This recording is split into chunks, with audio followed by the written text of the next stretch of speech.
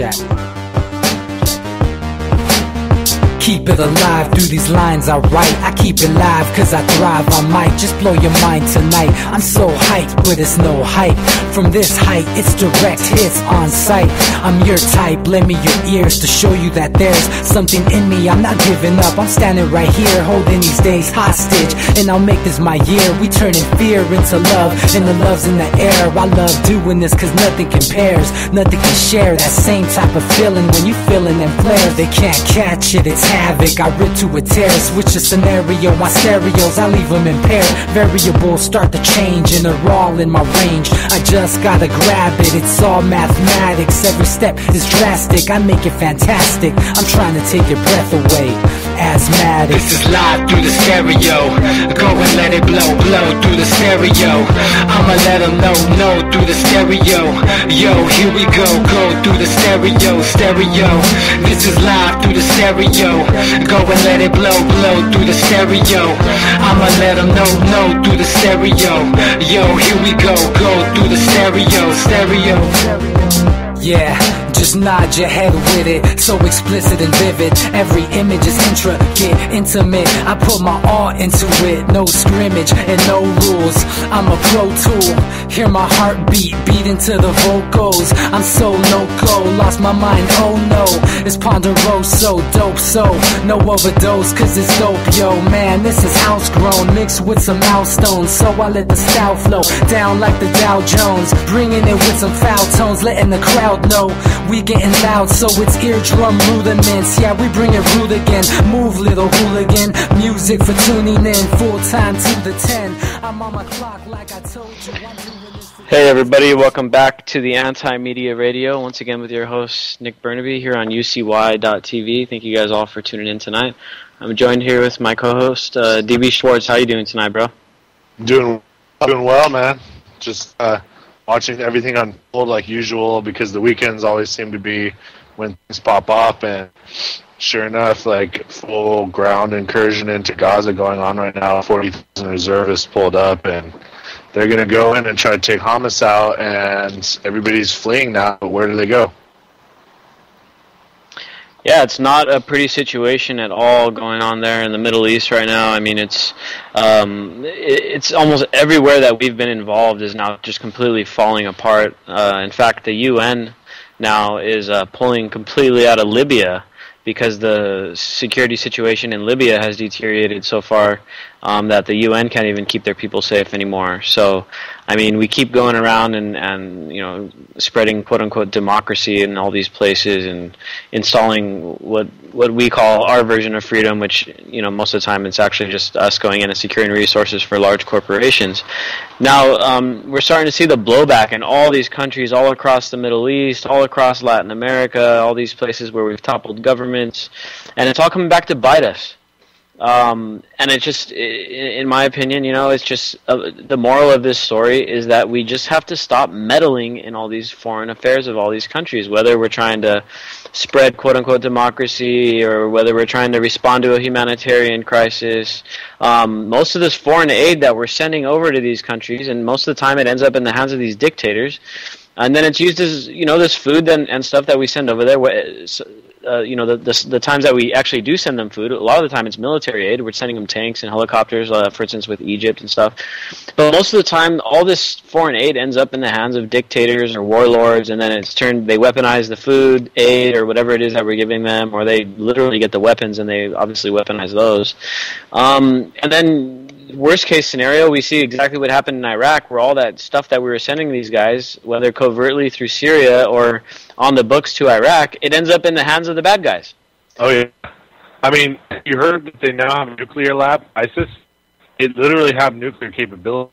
And I kept reading a lot of different articles from a lot of different sources. This is a perfect setup. I mean, you're pretty much establishing this super ultra-powerful terrorist organization. We can actually call them that because of what they've been doing to civilian populations that have nothing to do with this at all. Just random wanting damage, destruction, and killing. So we've backed it. We get it. It's going to come home to roost. It was always planned to come home to roost. It's always been, you know, set up as a scapegoat they always say, we're going to have the next 9/11 times 10 or whatever. It's going to be something so bad, people will willingly give in to martial law. And I think that people are hip to the game now. They understand what's going on. People within our government that are on our side are starting to figure it out now. Are they going to arrest the right people? Are things going to be stopped? Or are the plan's going to go ahead? I don't know. That's the whole craziness of the situation. Yeah, man, there was a lady today, I believe she was from Code Pink, but she went into Dick Cheney was having this talk or whatever with Politico, with his wife and I think his daughter or something. And this lady went in to do a citizen's arrest on Dick Cheney. But unfortunately, Politico cut the live feed before anything, before you could really see any of the action or whatever happened. So we don't really know what happened there. I'm guessing she got detained and probably tased or whatever. Yeah, the people, I mean, as much as I'd like to think that people are now hip to the game and, you know, people are starting to be aware of what's going on and all this stuff, of course we still have a lot of work to do because we still have a lot of people that either have this misled anger where they're trying to take it out on immigrants or people that just, you know, a lot of people that just are angry about what's going on. They just have they don't know really why. They think they know why. But what are they so angry about? I mean, people need to get a check on reality of what they see day to day in their lives. Not watch the news and think that this is what's going on. Not fall into this pandering going on for both sides and understand what the real situation is. The real situation is that everywhere south of here, for the most part, is unstable. And there's been dictators, rotating dictators. And it's that country's resources are used up or we have them firmly entrenched for our corporation. We just leave. We leave them and they become horrible, horrible places to live, and then people will do anything to get somewhere a little bit safer. And that's what we have going on. It's like everything else. It's a blowback situation. It took a generation or two, but it's here now. Exactly. In Latin America, you know, it's as long as there's a friendly dictator in power, then there is no such thing as a humanitarian crisis. But as soon as there's an unfriendly regime, or perhaps such as the situation was with Iran back during, you know, in the 50s and stuff, where they have a democratically elected government that's no longer friendly to U.S. corporate interests, then all of a sudden it becomes a humanitarian crisis. Now, perfect example here is with Egypt, man. And Egypt had Mubarak for the longest time, and he was a brutal dictator. He locked up dissidents. He helped us torture all these people. And we never made one peep about the humanitarian crisis going on there because he was friendly to our corporate interest. But then you have a place like Iran where they supposedly have an elected government, which, you know, is probably corrupted or whatever. But Iran hasn't done that much.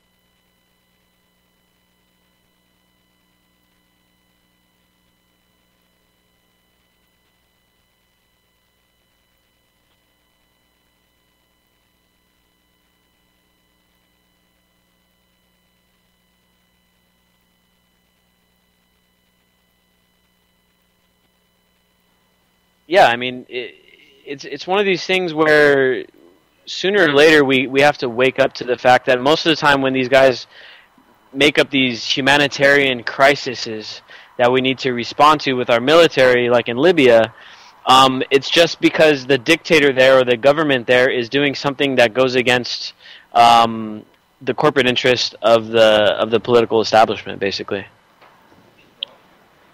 Exactly. And you know, they sucked the will out of it, any kind of protest when Occupy lost steam. And now basically what's going on is people are trying to figure out a way around it because they kind of understand that these protests are just not going to do enough. There's so many people, really, the older generations in particular, that are super, super comfortable with the way it's gone. And they can't really seem to see a different world that we could, in fact, geared toward us instead of let the elites control everything and make it basically worse and worse the longer we go along, when technology should be making things easier and easier and cheaper. So we have to keep it on that path.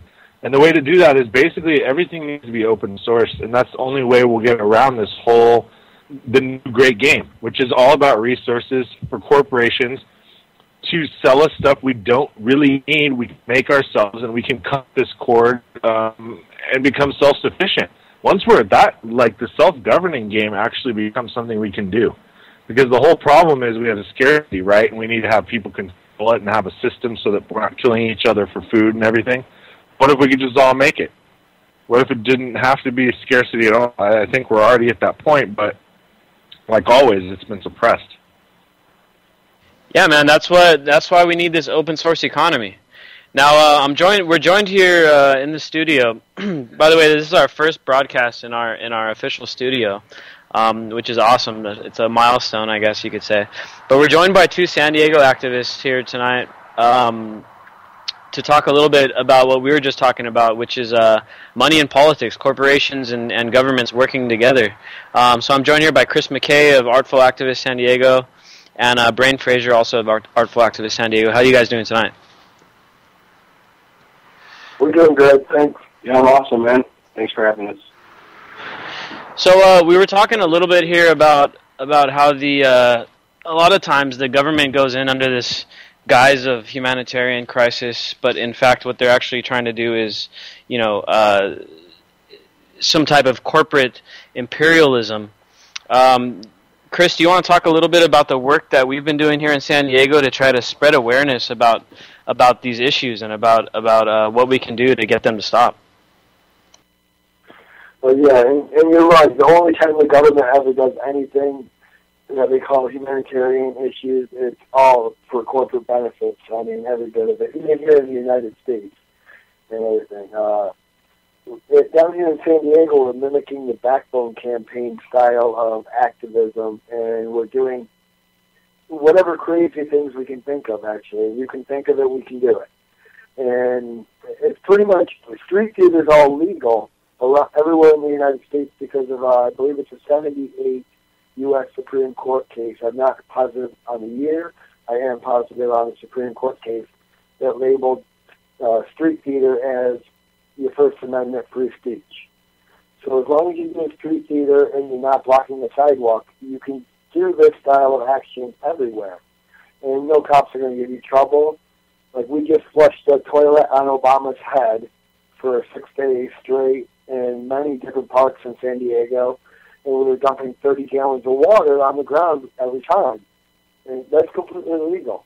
The cops are going to be very, at first they're going to tell you not to do it because it's a safety issue. Always remind them, it rains. It can't be called a safety issue because it rains. Therefore, water and feathers are legal everywhere. So pillow fights are illegal and stuff like that. Tar and feathering kind of with molasses is actually illegal as long as you use the environmentally safe stage feeder molasses. You can actually use that on the streets. It's a water base that you can hose right off. I mean, and those tactics seem to really attract the children, which then attracts the parents. We can talk about the issues, and you can always reflect it towards the kid's future. And it always brings them in to talk. And once you start talking about the kid's future, the parents want to hear what you have to say. They may be crazy tactics and they look at you funny, but once you start talking, as long as you're educated on the issues, they're going to be very acceptive to everything you're talking about. So it's just a tactic that you can use. And large banners, balloons, kites, street theater, all of that falls into it, plus other stuff. Here in San Diego, we got a kite now that we're going to start flying banners off of. It's a very huge kite and stuff. So all these actions can be replicated anywhere in the country very simply, very cheaply. And anybody can contact me anywhere in the country, anywhere in the world, actually, for any type of diagram on anything we build, how hard it is to transport, how many people you need to do the action, things like that. Any logistical questions, I'm open to converse with anyone. Awesome, man. And once again, this is Chris McKay from Artful Activism San Diego. Since you offered that olive branch there, you want to quickly give people that are listening the way that they can get in contact with you to get some more info on some of these innovative activism ideas? You can find us at artactsd@gmail.com. That's probably the easiest way. Awesome. Yeah, I just wanted to go back a little bit on what you were saying here. One thing I noticed, being so heavily involved in the March Against Monsanto movement, is that a lot of the activists, a lot of the participants in the March Against Monsanto were, young parents, because these people are concerned about the future that their kids are going to inherit from us, and so they're extremely worried about what kind of opportunities their kids are going to have, what kind of freedoms they're going to have, what kind of food they're going to be able to eat. How are these corporations like Monsanto going to get them sick?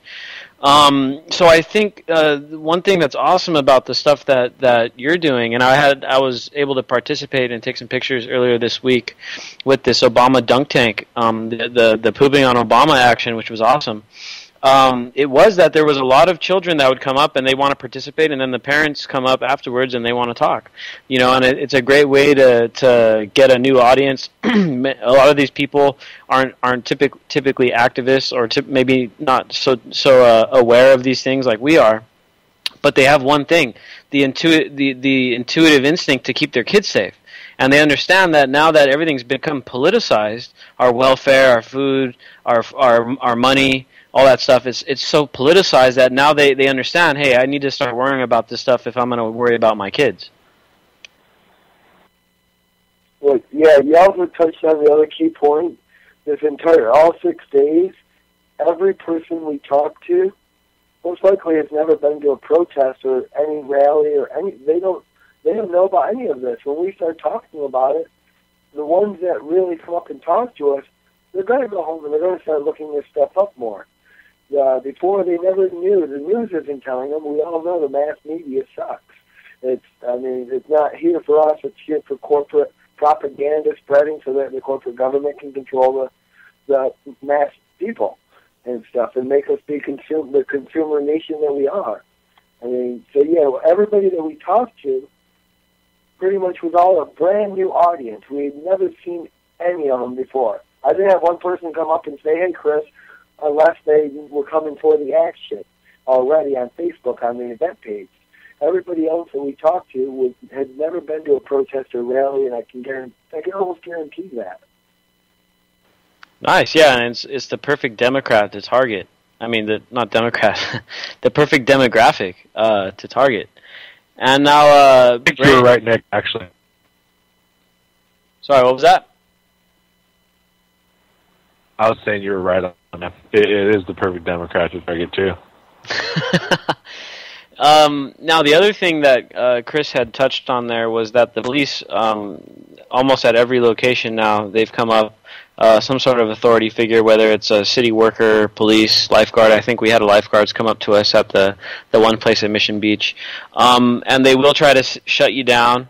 And if you are timid and if you're not sure of yourself, then guess what? They are going to shut you down. But if you assert yourself, know your rights, know your freedom of speech covers almost all types of street activism and street theater, and you assert yourself like we did, then the cops end up backing off, and then they don't bother you the rest of the time, and then you're free. We were right there in Balboa Park, right in the middle of some kind of festival, which is, Balboa Park's like San Diego's biggest, most famous park. It's like our Central Park.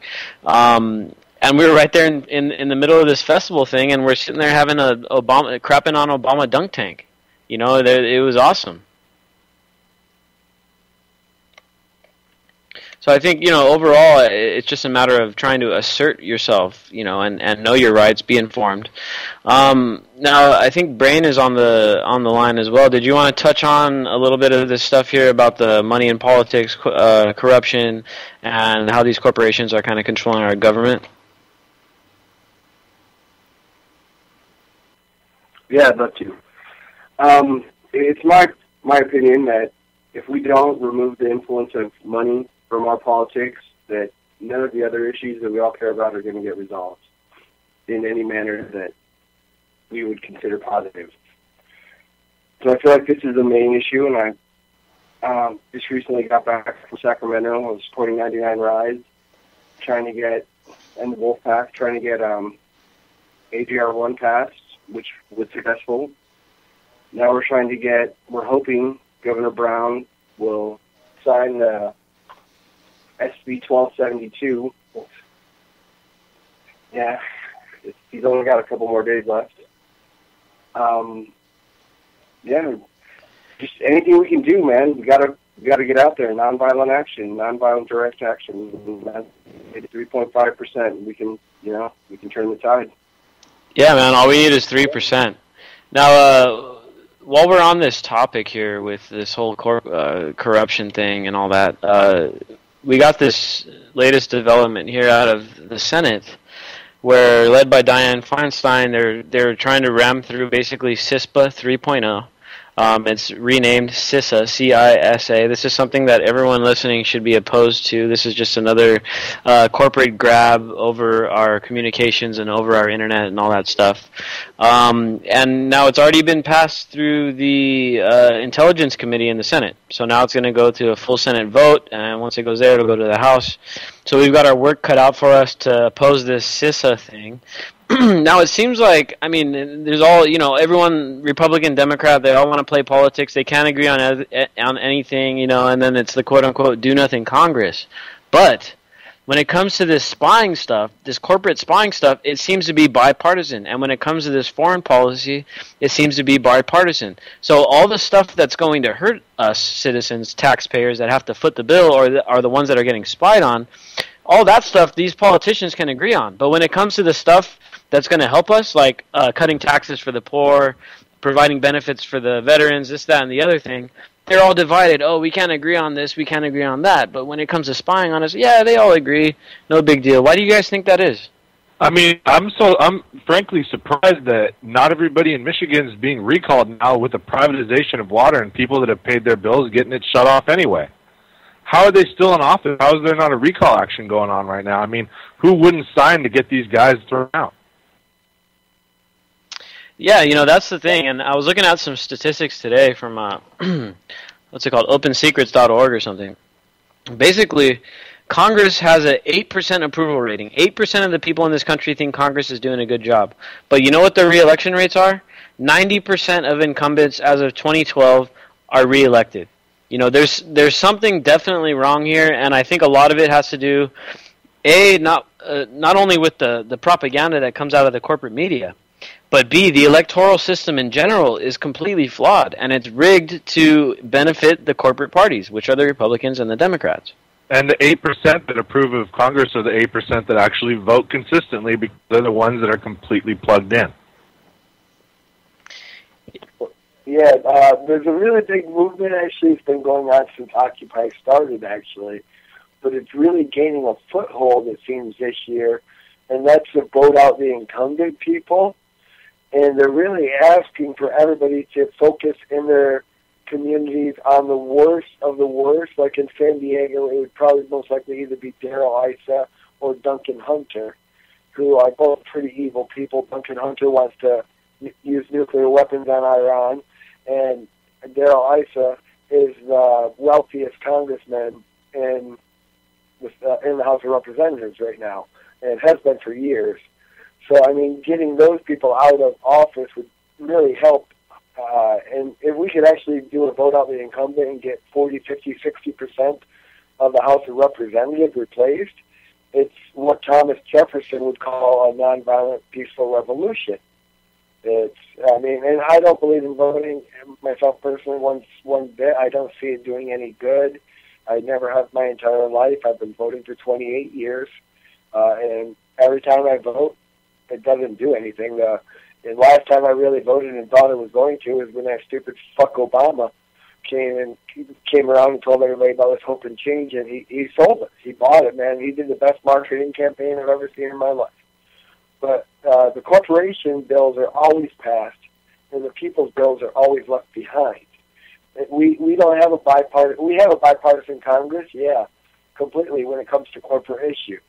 When it comes to veterans' rights, when it comes to people's rights, when it comes to women's rights, when it comes to minimum wage, when it comes to anything for the people, it never passes. But when it comes to anything for the corporation, it passes in a matter of days. And our mass media, once again, doesn't cover any of it. Vote out. If you vote, don't vote for whoever's in office. I don't care if you vote for your dog. It's going to be better than whoever's in office right now.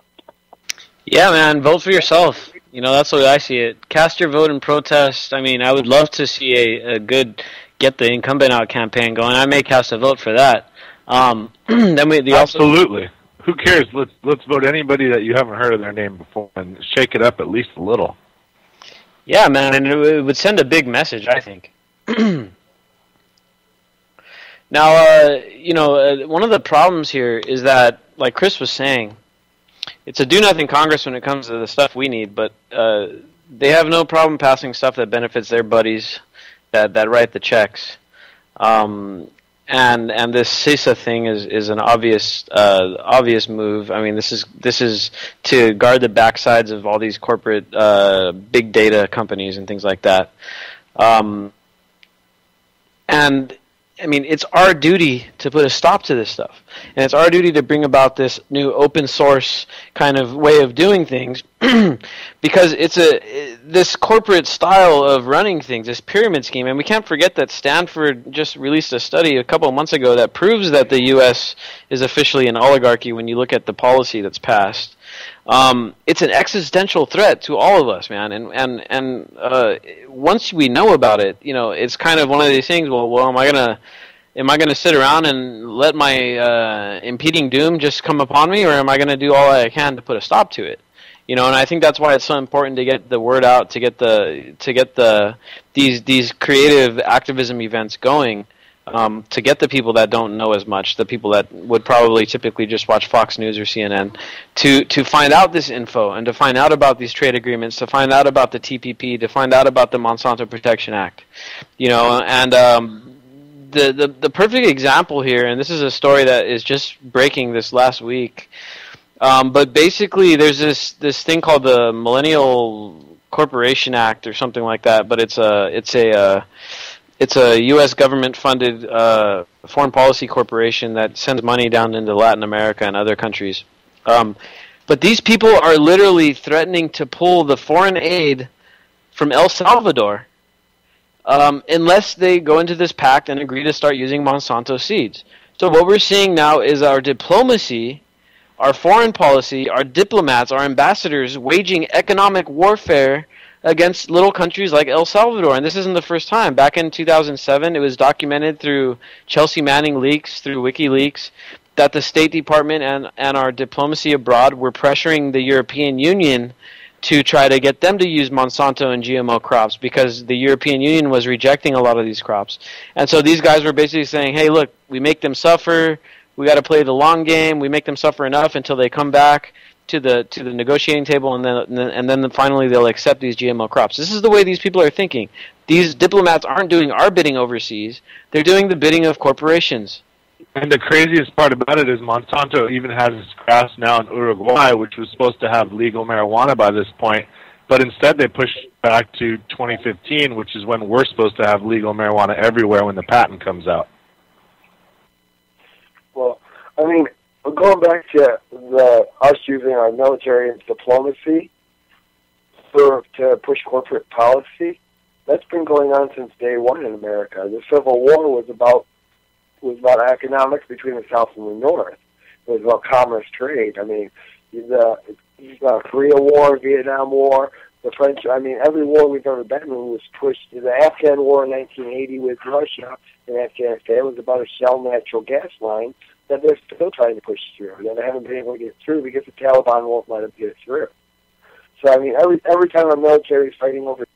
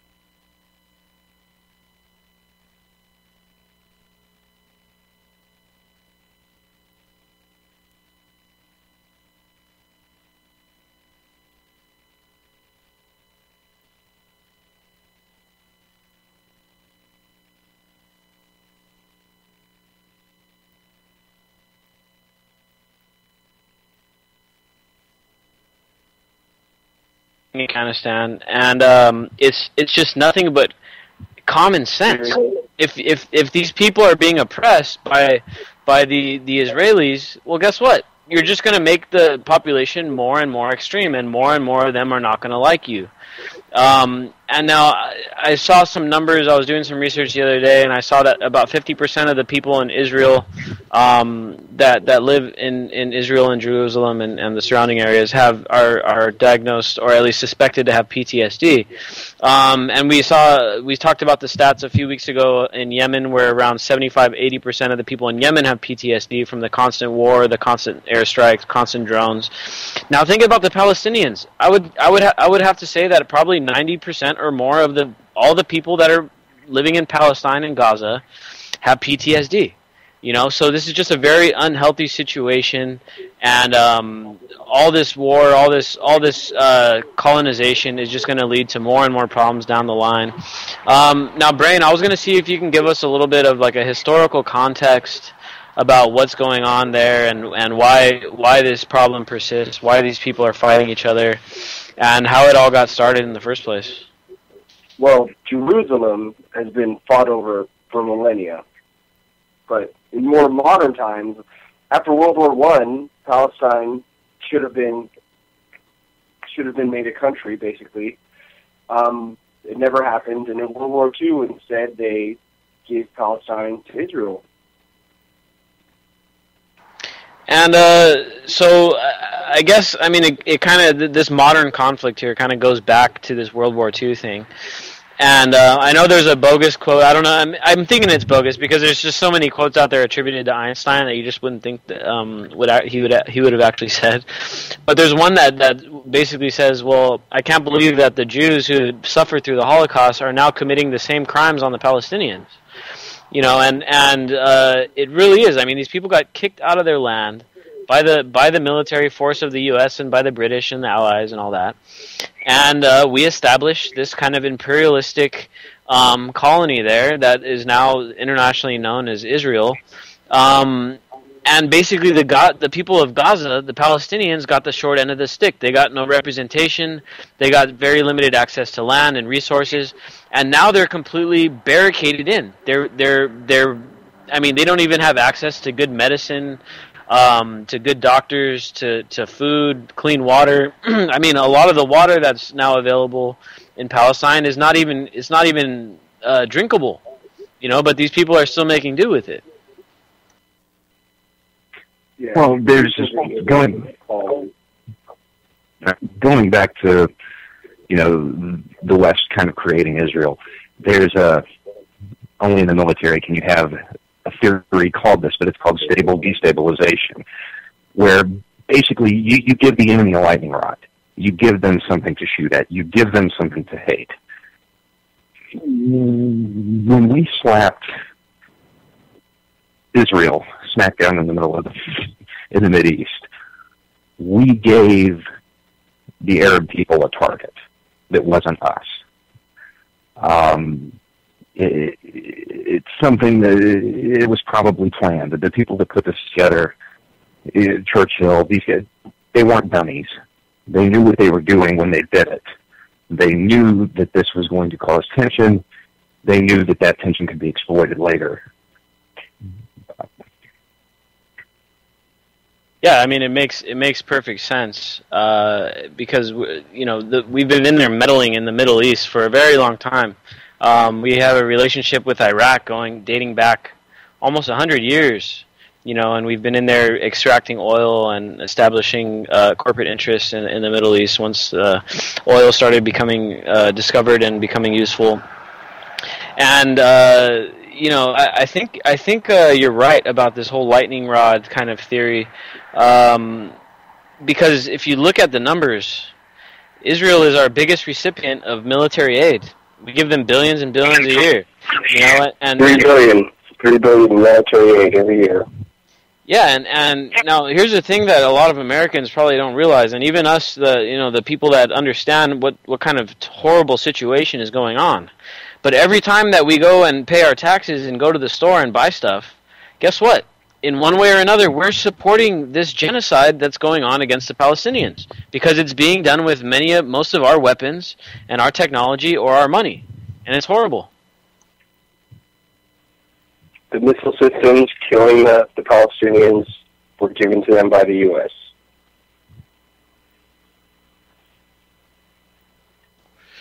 We're also a huge part of this Iron Dome system, and we help them build this Iron Dome and help them do the research for this Iron Dome defense. And, really what the Iron Dome is just a kind of Band-Aid fix for a larger problem, which is the fact that by Israel existing in their current state, it's oppressing the other people that were formerly in that region that are stuck there. And I mean, a lot of the Palestinians are screwed over even by their own neighboring Muslim countries. Nobody wants to take them in. And so they're kind of stuck in this area where it's, like I said, there's hardly any drinkable water, food is scarce, electricity is spotty at best, there's hardly any medicine. I mean, these people are in the worst conditions possible, and to see a lot of these people online that are like, oh yeah, we got to support Israel, and then it's just being done out of self-defense. I mean, this is just complete brainwashing and programming, and teaching us to love the oppressor and to hate the oppressed. Just very similar. It's very, very similar to the people that are so against all these immigrants that are coming up from the South, not realizing that many of them are refugees that are coming back from our foreign policy that we've been doing in our drug war that we've been doing for the longest time down there. But it's very similar thinking. It's very emotional, reactionary thinking.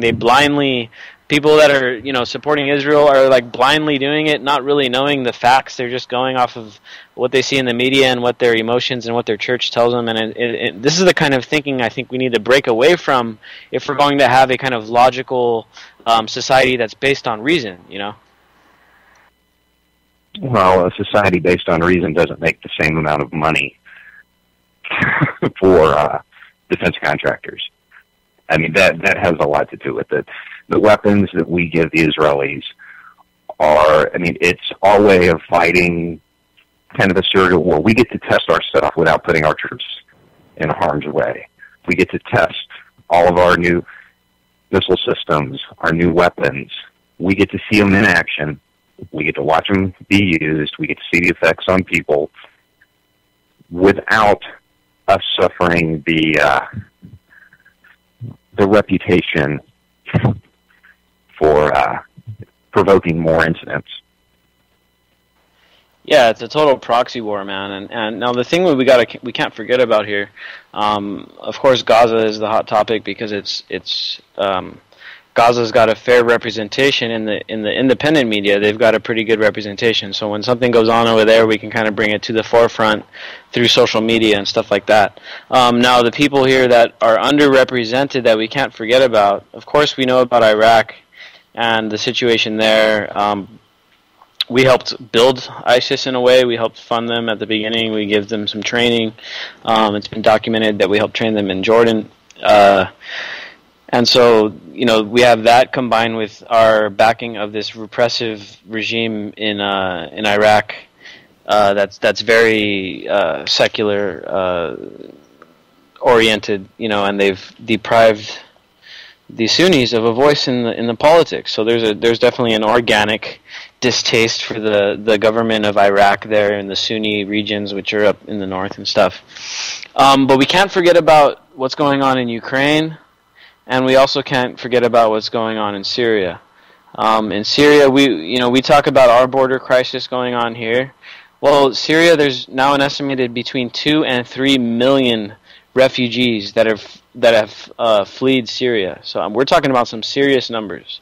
Now here in the U.S., we have 50,000, 60,000 people coming across, and I think these numbers are based on a yearly estimate. We're talking about millions of people coming across these borders in a matter of 3 years. So we can't forget that we're helping to keep that war alive. This civil war that's going on in Syria, there's been, 100,000 people or more dead. It's a proxy war, and it's turned into much like what's going on with Israel, where basically they're our proxy. They're using all of our weapons, all of our financing. in Syria, it's a proxy war between Russia and the U.S. And I think, to me, it's like the only way that we can reel these things in, these atrocities that are being backed up by these superpowers, is for these countries to individually take their own governments back. And to take their leadership back so that they can put a stop to all these proxy wars. Because if Russians stop, fighting the proxy wars, it doesn't matter because our government's still going to be in there controlling and undermining governments and things like that. So I mean, it's got to be done. Every country in the world has to take back its own government, it seems, in order for us to see any kind of peace. Well, Iraq is definitely ISIS in Iraq. They're going to be on the last legs very soon. They had 2 million Iraqis sign up, volunteer to fight. That's more. If we sent every soldier, sailor, Marine, and soldier or airman that we have in the U.S. Armed Forces, redeployed them all to Iraq, we couldn't fill those numbers. The Iraqi people want their own government. They're willing to fight for it. We need to let them. Every country, when it's new, they have an insurgency. They have somebody try to take it over. And then ISIS made a huge tactical error when they, went ahead and said, yes, we are the rulers of Islam. The Iraqi, or the Arab people, when he came out and said that, that means that King Abdullah of Saudi Arabia is now supposed to be subservient to him. The Iranians are supposed to be subservient to him. Everybody's supposed to take their orders from him. The Iraqi people are going to get support. It will be clandestine. But you've got the Iranians and the Saudis on the same side. That doesn't happen very often. And it's all against ISIS. Their days are numbered because of this announcement. I don't see a need for more U.S. involvement in Iraq. The Iraqi people will take care of it. They'll have their own country. It will kind of be a bonding experience for them in a very bizarre way, like the War of 1812 was for us. Yeah, and I think that even if a few pieces broke off, like for instance, I think the Kurds definitely deserve to have their own autonomous region because, I mean, think about how long the Kurds have been oppressed in these not only by the Iraqis, but by the Turkish and any other country that their areas border on. These people have been long time oppressed, just like the Jews have been, and it's about time that they get their own land, So I don't think that would be a bad thing if there was a Kurdish region that broke off, and even if there was a Sunni region that broke off and wanted to form its own country. I mean, I think the more decentralized we can get every government, the better off it is. So if that's the natural path that they're going to take, and if this insurgency ends up holding, at least just in the north, and if they end up breaking off, I wouldn't see that as such a bad thing, because I think that the more that we could fracture away from these big governments, then the better off the local people will be represented. I don't think the Iraqis will have a huge problem with that. The Kurds are very, very, very westernized. They're women who wear blue jeans. They aren't. Now, again, I'm speaking in huge generalizations here, but for the most part, I don't see the Shia or the Sunni really caring if they leave, as long as the oil rights are divided properly. I wouldn't see. I don't see a civil war sparking there. Now that Saddam's out, I think that can occur more or less peacefully. And the one factor here is also that Russia, which has typically been the one group that's been funding the opposition against our foreign policy, is also against ISIS here. So we don't really have to worry about any superpowers funding ISIS. I think their biggest funding arm before was probably coming from the Saudis. But like you said, once they made this religious announcement where this guy proclaimed himself basically the heir to Muhammad or whatever, it kind of really ruined his ties with these other more conservative Sunni countries like Saudi Arabia. Yeah, the king of Saudi Arabia is not going to bow to somebody simply because they took a section of Iraq.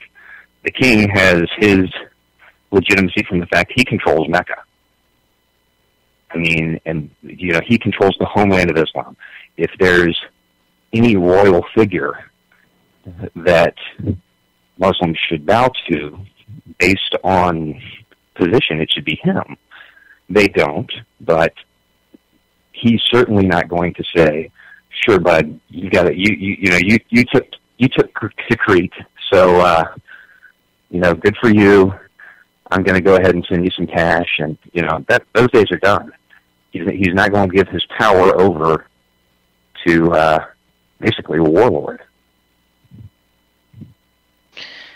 Yeah, and these are all factors that the U.S. needs to think about, and especially the people.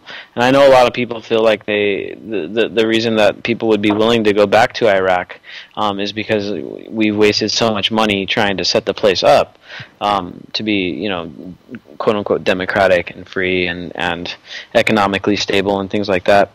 So we feel like we're throwing away our investment if we don't go back into Iraq.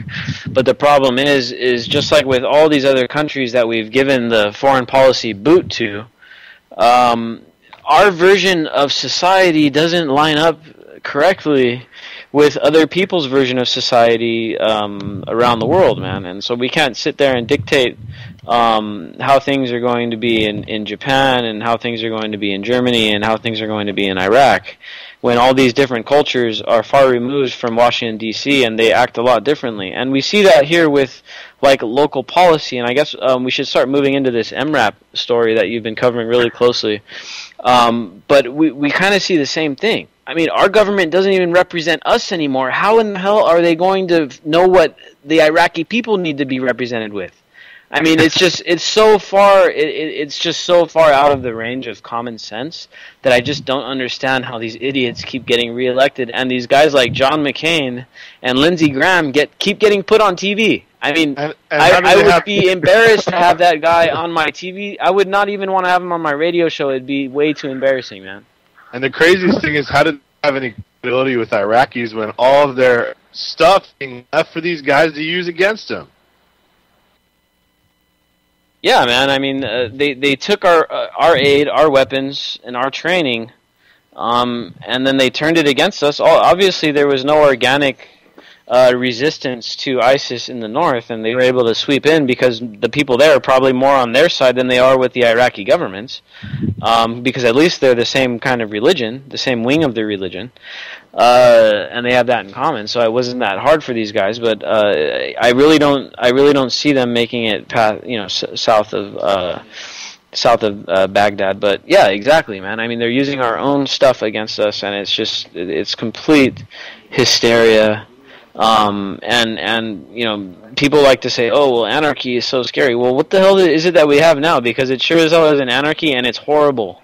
And they just get away with it blatantly right before our eyes. And the TV just programs people, man. It's just it's this work in progress, and it's like, can we break through or not? And can we really shutter down all these corporate media businesses and rein in all this stuff?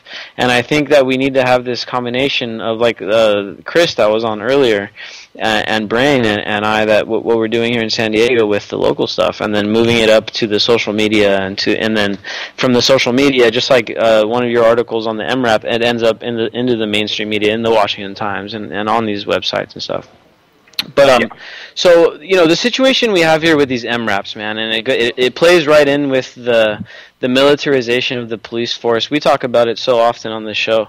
But all these cities, and I believe I read that there's like 13,000 of these things that are available to get picked up in these towns and in these cities on grants and special write-off type of deals through a program through the government, where they can get these armored vehicles in sometimes these small towns. And this is what you wrote about on the Anti-Media, is about how this little town is getting this militarized police force and police weaponry when they hardly have any crime. Right. I mean, this is a place that it really is. It's so nice it seems fake. It seems like a movie set. You don't have real crime here. You certainly don't need this. And the real problem with militarization is that They get the tools, but they don't know how to use them. So they try to force them into a role that law enforcement needs. You know, they want to use the MRAP as a raid vehicle. It's noisy. It weighs 13 tons. You lose surprise in that if you're going to deploy using this. And the three things you need in dynamic entry are speed, surprise, and violence of action. Because it's a raid, which now is getting used for everything. When they started using it, it was for hostage rescue, the last resort. The hostages are going to get killed then, so we're going to go ahead and go in and try to save as many as we can. That's what it was designed for. That's what these tactics were built for. Now they're using them for everything. That's why people are getting killed. Because it's not an arrest tool. It's not designed to go in and snatch somebody up or to gather drug evidence. It's designed to kill. Yeah, there was a kid out here in San Diego, up in North County. I believe it was Encinitas, where he just, he went a little crazy, and he had an incident. I think he shot a gun or something. He didn't kill anybody, but the SWAT team responded with their armored vehicle, and what do you know? The kid ends up getting killed. I mean, he ends up getting shot, in the process, because not only, and some of the research that I've shown, it shows that not only are these guys kind of maybe not the smartest guys in the first place, but having these big weapons that are seemingly invincible, it adds this kind of, and even more of this ego complex in these guys' heads, and it breeds this kind of culture of violence, is what I think the ACLU called it, and it just creates a dangerous atmosphere, man. And there's no reason for these, especially in these small towns, to be having these crazy, weapons of war. Now, you wrote a few articles about, I believe it's the local town that you're in, and you've actually been able to kind of raise the debate on this thing. And I saw the article you posted about the polling numbers, and an overwhelming majority of the people in that area oppose these MRAPs, and they think that it should be sent back. Maybe you can give us a little bit of info about what's going on there, and then a little bit about how you were able to kind of raise the debate and really get this thing getting talked about. The poll came out, 79% of people don't want it. They want it gone. It wasn't hard in this area to raise the debate. The second people found out that he had it was on, so to speak. I mean, I've gotten more support from people over this than I have anything. I've gotten an email from Panda. The ACLU is on our side. I've got people asking me, how do you think they should, or how do I think they should go about going and getting boots on the ground and protesting at the courthouse? This is not a community that protests. This is a very conservative Southern community. For people to be that upset about this, it's going to change. I mean, he's either going to lose the next election and the next sheriff's going to get rid of it, or he's going to see the error of his ways and get rid of it. The local paper, the Northwest Florida Daily News, they ran an article that basically said, I think the first line of it was, "No, now is the time for Walton County to give up the MRAP." And in communities like this, the local paper is typically a mouthpiece for the county government. On those rare deviations, when a local paper does say, okay, we can't do this, that's what's going to happen. It's a matter of time, as long as the pressure keeps up. And it will. Yeah, and I think I saw some of that magazine, newspaper's previous articles where they were pretty much kind of trying to give the sheriff all the easy questions and let him kind of back it up and make it sound like, oh yeah, it's needed. And then for them to kind of make this 180 and U-turn on it, I mean, it shows because there's just so many people that oppose it, And I think really it's kind of, to me, it's kind of like this breakthrough moment where we can really turn the tide on these things. And you were saying Panda contacted you, and they're doing a great job. That's the People Against the NDAA, and they're doing a great job trying to oppose the NDAA at the local levels. And they were probably excited to see the amount of people that were kind of voicing their opinions, or at least, you know, talking about what's going on with these armored cars. So, you know, I guess the question has to be asked: why now, and why are all these departments, these small departments, getting these big armored weapons? Why are they getting these weapons of war and all these drones and stuff? And there's plenty of conspiracy theories that go around, but what do you think is the reason why they're getting this militarized gear? Is it just opportunistic because of the ending of the Iraq War, or is there something else that has to do with it? There is a possibility for civil unrest in this country. I mean, that's not conspiracy theory, that's fact. It could happen. The reason they're getting them is because the military is giving them away, and they think that they need them, or that they want them anyway. They don't really know why. They don't really know what they're going to use them for, but, you know, it really looks cool to sit up there when you're running for re-election and have a tank behind you, or have an armored personnel carrier. The reason the Army's giving them away is because they're not that good. I mean, there are a lot of design flaws in it. The axles are weak. We're coming to the end here, man. We're gonna have to close out the show here. Thank you guys for calling in. Thanks everyone for listening, and tune in on Wednesday, same time. Yo, here we go through the stereo.